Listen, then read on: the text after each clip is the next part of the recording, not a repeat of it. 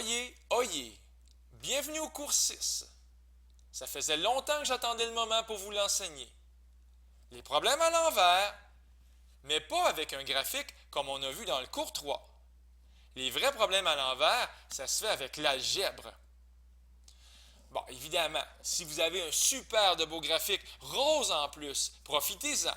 Si je vous demande quelles sont les valeurs de x qui vont faire que y vaut 7, puis que vous avez un beau 7 ici qui vous fait « Hey, j'existe », bien, allez voir la marche qui est alignée avec y qui vaut 7 et allez voir les valeurs de x impliquées dans l'aventure. Ici, on voit que c'est entre moins 6 et moins 2. Moins 6 est exclu à cause du rond blanc et moins 2 est inclus. Alors, dans ce temps-là, au risque de me répéter, si vous avez un beau graphique, on en profite, on voit bien la marche, il suffit d'aller lire sur l'axe des abscisses. Et on retrouve x est plus grand que moins 6 et x est plus petit ou égal à moins 2. En passant ceci, ça s'appelle une inéquation double, parce qu'il y a deux becs de canard, deux signes d'inégalité. Mais j'ai dit que ce n'était pas ça la vidéo. La vidéo, c'est les problèmes à l'envers avec l'algèbre. Et ceci est un excellent départ. Quand vous êtes en train d'écrire ça sur vos feuilles de papier, vous êtes en train de vous engager à trouver quand f de x est égal à 7, vous êtes en train de dire que vous vous engagez à trouver les valeurs de x. C'est ça un problème à l'envers. On la connaît la réponse, je le sais. Mais quand même, dans quelques secondes, on va faire semblant qu'on est stupide et qu'on ne connaît pas la réponse. X est plus grand que moins 6, plus petit ou égal à moins 2, puis on va le faire de façon algébrique. En passant, il y en a peut-être qui ne me font pas confiance. Est-ce que c'est vraiment la bonne règle? Bien sûr que c'est la bonne règle. La distance entre les marches, c'est 3,5. Ici, j'ai un paramètre A de 3,5. La longueur des marches, c'est 4. Bien, ça tombe bien, ici, mon paramètre B, c'est moins 1 quart. Bien, la longueur des marches, c'est l'inverse de la valeur absolue. Donc, la valeur absolue de moins 1 quart, c'est 1 quart. Puis quand je fais l'inverse, ça fait 4. Puis tout va bien. On est vraiment au pays des merveilles. Parce que ici, je vois h égale 2 et k est égal à 3,5. Mais ça tombe bien. C'est ce point-là ici. H, K. 2, 3,5. Et finalement, s'il y en a qui doutent de moi, vous avez le droit, il n'y a aucun problème. On voit qu'on a un escalier qui descend et que les ronds vides sont à gauche. Bien, si on va voir nos 4 graphiques chéris, lorsqu'on a un escalier qui descend avec les ronds vides à gauche, on est ici. Le paramètre A est plus grand que 0 et le paramètre B est plus petit que 0. Bien, ça tombe bien, parce que c'est exactement ce que j'ai écrit ici. Le paramètre A est plus grand que 0 et le paramètre B moins 1 quart plus petit que 0. Bien, on est presque prêt pour faire le problème à l'envers qui est ici. Donc, de trouver les valeurs de x qui font que f de x est égal à 7. Malheureusement, avant de faire ça, on a besoin d'une petite morale de vie, un petit préambule, un petit prélude. Si je vous croise dans la rue, je ne vous connais peut-être pas, mais si je vous croise dans la rue, puis je vous pose une question, pour quelle valeur de x, ici, la partie entière de x vaut 5? Bien là, vous allez pouvoir me répondre un paquet de choses. Vous pouvez me répondre 5, parce que lorsque x vaut 5, la partie entière, c'est 5. Vous pouvez me répondre aussi 5,5, parce que la partie entière donne 5, et vous pouvez même me répondre 5,999. J'essaie de vous faire réaliser que toutes les valeurs de x qui sont entre 5 inclus et 6 exclus vont faire le travail. Quelle que soit la valeur de x, entre 5 inclus et 6 exclus, bien, la partie entière de ce x-là que tu vas avoir choisi, bien, ça va donner 5. Ça ne marche pas juste avec 5. Si je vous dis pour quelle valeur de x la partie entière donne 9, bien, tu reprends le même 9, puis tu écris x, et ensuite 10 avec exactement la même mécanique pour les inégalités. Donc, toutes les valeurs de x plus grandes ou égales à 9, mais plus petites que 10, vont faire que la partie entière va te faire atterrir sur la réponse de 9. Ça marche aussi dans les négatifs. La partie entière du petit bonhomme sourire est égale à moins 11. J'ai mis un petit bonhomme sourire et il y a une raison à ça, vous allez voir bientôt. Bien, si la partie entière est égale à moins 11, ça veut dire que le petit bonhomme sourire, il est plus grand ou égal à moins 11. On prend l'entier isolé, moins 11. Bien oui, il est isolé. Regardez, il est tout seul de son côté du égal. Et on prend l'entier supérieur. Qu'est-ce qui vient plus haut, plus grand que moins 11? C'est moins 10. Et pourquoi j'ai mis un bonhomme sourire? Parce que ce n'est pas nécessairement un x. Ça peut être une expression algébrique qui est dans les crochets. Par exemple, la partie entière de 2x plus 3 est égale à 4. Bien, tantôt, j'ai pris un petit bonhomme et j'ai dessiné le même bonhomme. Bien, ici, il y a une expression algébrique et tu vas écrire la même expression algébrique 2x plus 3, pareil. Tu reprends le 4 et son suivant, entre 4 inclusivement et 5 exclus. Si vous avez compris cette logique-là, on peut maintenant s'en aller à la guerre pour résoudre ce dont je parlais tout à l'heure. 3,5 fois la partie entière de moins 1 quart x moins 2 plus 3,5 est égal à 7. On la connaît la réponse. On peut faire semblant qu'on est stupide ou ignorant. La réponse, elle est ici. Allons-y. 3 étapes simples. 1, 2, 3. 1. Isoler la partie entière. 2. Poser une inéquation double. Et 3. Isoler la variable. Regardez. Présentement, la partie entière, c'est ceci. Elle n'est pas isolée parce qu'il y a un fois 3,5 et un plus 3,5 égale 7. Alors, on va se débarrasser du plus 3,5 en faisant ceci, moins 3,5 de chaque côté. Et tranquillement, la partie entière va devenir de plus en plus seule. Il reste encore quelqu'un qui dérange, fois 3,5. On aimerait qu'il disparaisse. Bien, on va diviser par 3,5 de chaque côté. Il va donc disparaître à gauche, puis à droite, 3,5 divisé par 3,5, mais ça va donner 1. Et voilà. Et là, j'insiste, c'est vraiment un moment merveilleux, un moment magique, parce que la partie entière, elle est isolée.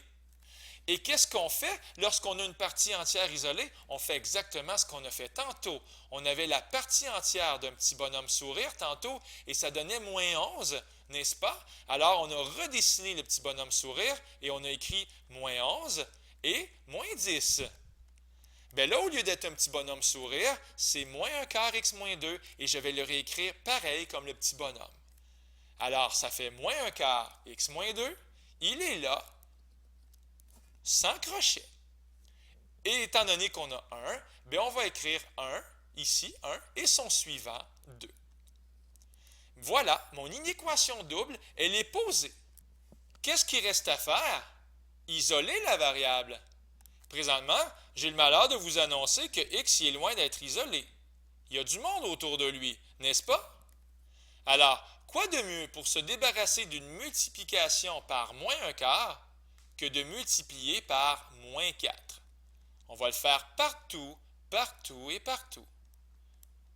Ça va donc donner 1 fois moins 4, moins 4, 2 fois moins 4, moins 8, et ici, le moins 1 quart et le moins 4 vont s'annuler gracieusement. Voilà, c'est fait. Mais avez-vous remarqué, en multipliant par moins 4, les signes ont changé de côté. Effectivement, les signes d'inégalité ont décidé, eux autres, de s'en aller dans l'autre sens. Parce que lorsqu'on divise ou multiplie par un nombre négatif, c'est toujours ça qui arrive. Et ça, c'est une erreur bête à ne pas faire. X, il est presque isolé. Pour enlever le moins 2, qu'est-ce qu'on fait? On fait plus 2 partout, partout. On va donc avoir, presque finalement, x est plus petit ou égal à moins 2, x est plus grand que moins 6. Mais on va les mettre dans un ordre nouveau.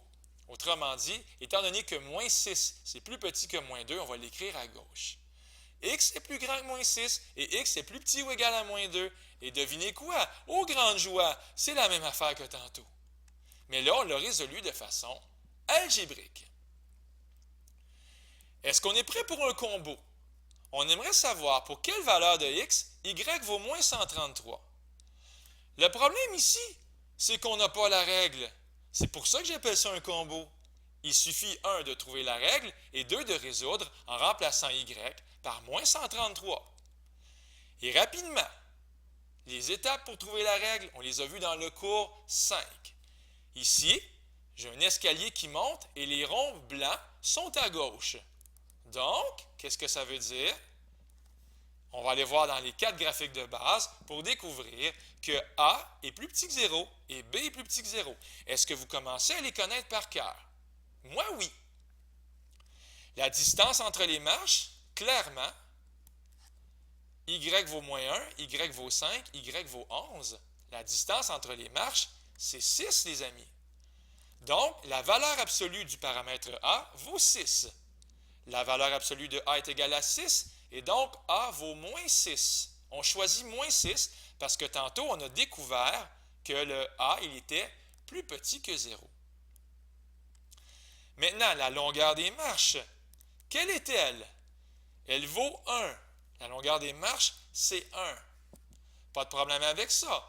La longueur des marches, c'est l'inverse de la valeur absolue du paramètre B. Comme ici, l'inverse de la valeur absolue de B est égal à 1. Donc, B est égal à 1 ou à moins 1, mais on va choisir moins 1. Encore une fois, on a décidé tantôt que B était plus petit que 0. Finalement, pour les H et K, on a l'embarras du choix. 2, 5 ou 1 moins 1 seraient de bons candidats pour les élections du H et du K. 2, 5 est ici et 1 moins 1 est ici. Tout simplement. Alors la règle que j'ai officiellement choisie, c'est moins 6, partie entière, moins x moins 1, moins 1. Finalement, j'ai choisi celle-là. Et là, j'ai dit qu'il y avait 2 étapes. L'autre étape, après avoir trouvé la règle, c'est de remplacer le y par moins 133. Et on va faire la recette qu'on a vue à l'autre page. Isoler la partie entière. Voilà. Je me suis débarrassé du moins 1 en faisant plus 1. Ça fait donc moins 132. Et on divise par moins 6 pour annuler cette multiplication par moins 6. On arrive à 22. On poursuit en posant une inéquation double. Ça devrait ressembler à ceci. On reconnaît, étant donné qu'on a 22, je vais écrire 22 et son suivant. Puis, étant donné que dans les crochets, c'est moins x moins 1, on écrit la même chose, moins x moins 1, plus de crochets. Finalement, en isolant la variable, on va réaliser, on n'aura pas le choix, les signes d'inégalité vont changer de côté. On va finalement avoir x est plus petit ou égal à moins 21, mais plus grand que moins 22. Si on le met dans l'ordre, parce que moins 22 c'est plus petit que moins 21, ça va faire x est plus grand que moins 22, mais plus petit ou égal à moins 21. Il reste une page que je vais faire rapidement, les problèmes à l'envers, impossible. On retrouve avec joie notre premier escalier rose. Et là, j'aimerais savoir cette fois-ci, quand est-ce que y vaut ici moins 2? Ici, c'est clair avec le graphique, vous pourriez répondre dans un examen sans avoir honte que c'est impossible. On le voit très bien dans le graphique. Il n'y a pas de marches qui sont alignées avec une valeur de y qui vaut moins 2. Ici, y vaut 7, 3,5, 0, moins 3,5, mais jamais f de x est égal à moins 2. Et finalement, si vous décidez de le faire avec l'algèbre, supposons que vous ne réalisez pas qu'il n'y en a pas de marche à la position f de x vaut moins 2. Alors on le fait avec l'algèbre et on va avoir toute une surprise. Parce que l'algèbre doit vous le dire que ça ne se peut pas. Alors on y va, on remplace un peu naïvement f de x par moins 2. On va se débarrasser du plus 3,5 en faisant moins 3,5. Ce qui va donner 3,5 fois la partie entière de ce quelque chose-là est égal à moins 5,5. Et lorsqu'on va diviser par 3,5, pour isoler la partie entière, voilà, c'est fait, on va avoir moins 1,57. Et là, on arrête. Ça ne se peut pas une partie entière qui donne quelque chose qui n'est pas entier. Il y a un problème là. On va écrire, c'est impossible. Jamais la partie entière de quelque chose ne peut donner quelque chose qui n'est pas entier, parce que c'est une partie entière ici qui est dans notre grand projet. Alors voilà, c'était le cours sur les problèmes à l'envers. J'espère que ça vous a aidé. C'était Luc Allard pour le Collège Sainte-Anne.